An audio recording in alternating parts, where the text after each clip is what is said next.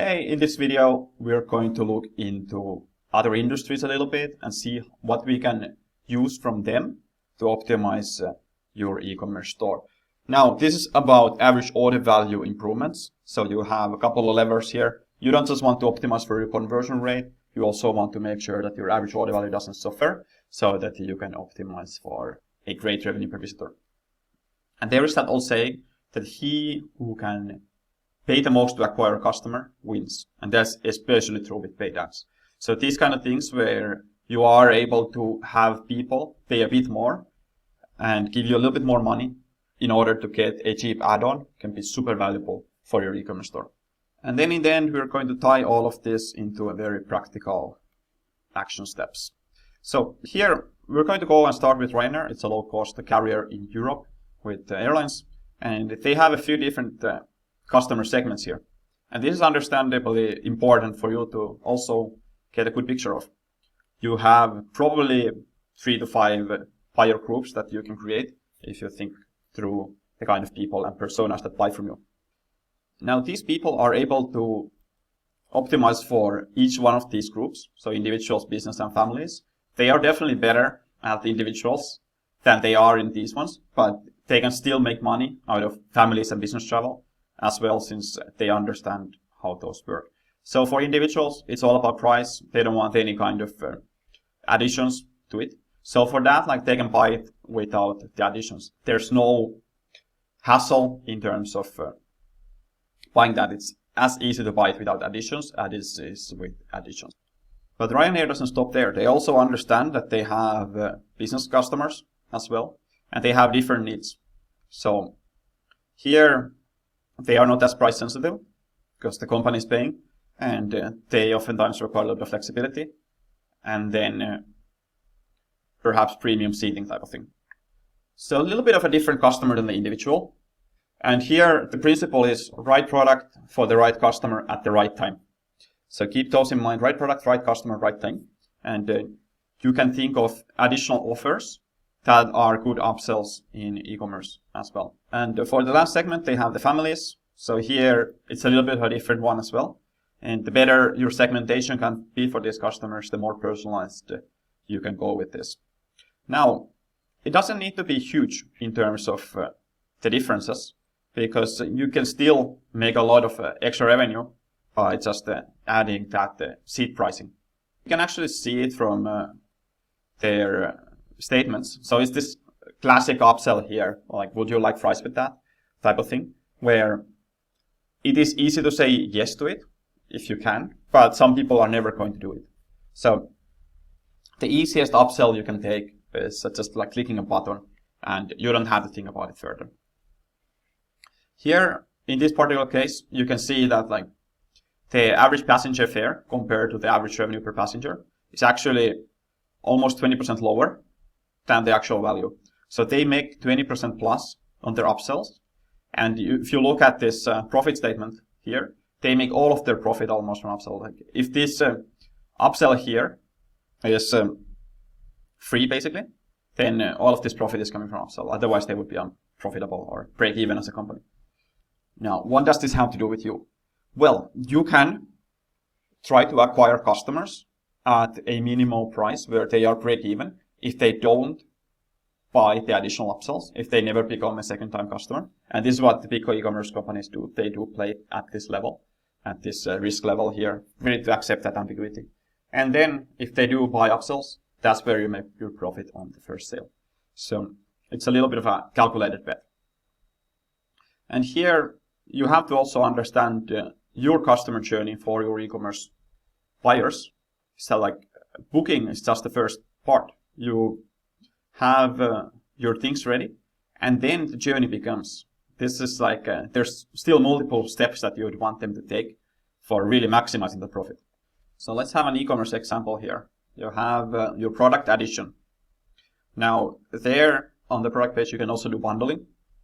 So thinking of products that would be complementary. So if you have a camera, for example, offer a cover lens, or if you have a tent, maybe you can offer a knife for adventurers type of thing with that. So there's a lot of these combinations, and you just have to be a little bit creative with that. You would want to keep it fairly easy and non-thought provoking, like it shouldn't be a complicated decision. So there's like the bundling option, and then you could think of in cart, you can offer priority shipping, you can offer warranty, you can offer, for example, gift wrapping.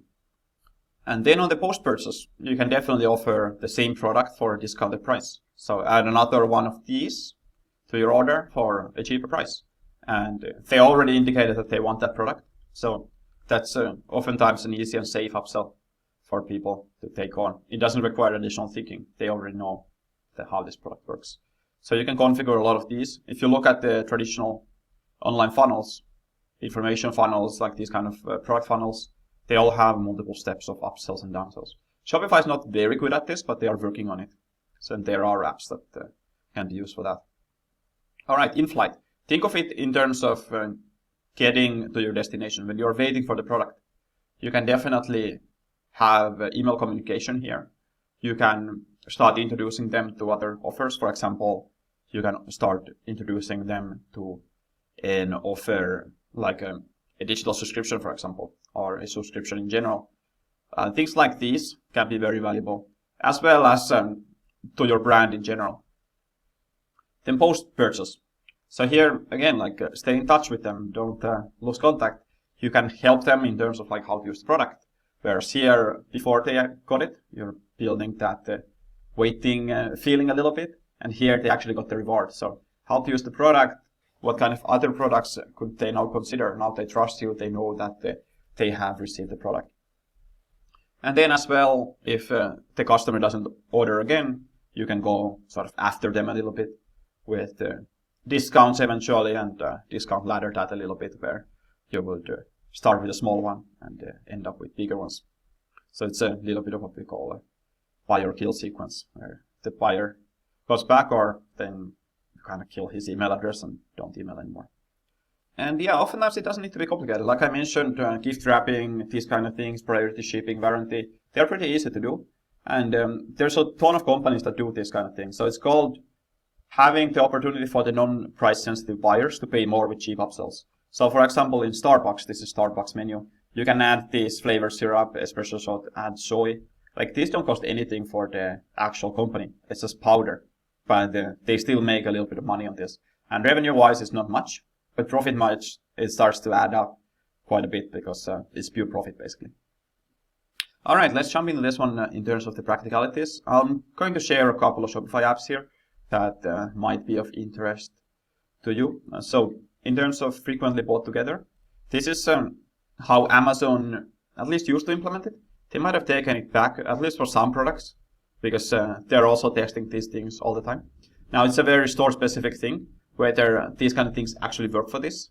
So what I always encourage merchants to do is test it, because there's no real one-size-fits-all approach when it comes to average order value optimization. So here's some yoga mats. You can buy that with your pants and perhaps add a poster to it. So that's a little bit of a bundle price.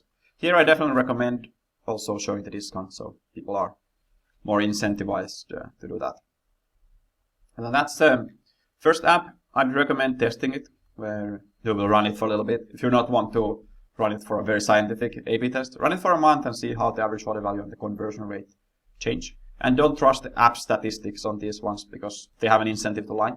Just take a look at your OLR numbers, not how many people take it, because these also hurt the overall conversion rate usually. All right, bundle discounts is another one. So if you have, for example, a supplement company, you can definitely use these kind of things, and people would benefit from buying more at once. So not a good fit for most products, I'd say, but for consumables, definitely useful, and you can test it out and consider if this would be a good fit for your store as well. So generally, the bigger the discount, the more you buy type of principle. But this is also an additional decision that the user needs to make. So proceed cautiously with this one. It's not like they always work type of thing. Next one, we are going a little bit further on the purchase journey and starting to look into some later on upsells. So here we have the thank you page upsells. And in this kind of case, this is still a way to add them to the thank you page in a way that is not very aggressive. We're going to go more aggressive on the next example. But you can just have like simple products here that they can add to their initial order. And generally be conservative about this as well. Don't add like very big and bulky items to your flow, because then you will be in trouble with the shipping costs. So a pretty easy upsell as well. And generally, like, these kind of things don't hurt you because the purchase has already been made.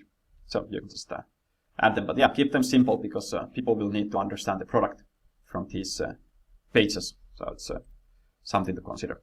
So it's just simple products. All right. Next up, we are having a similar one, but this is already on the cart.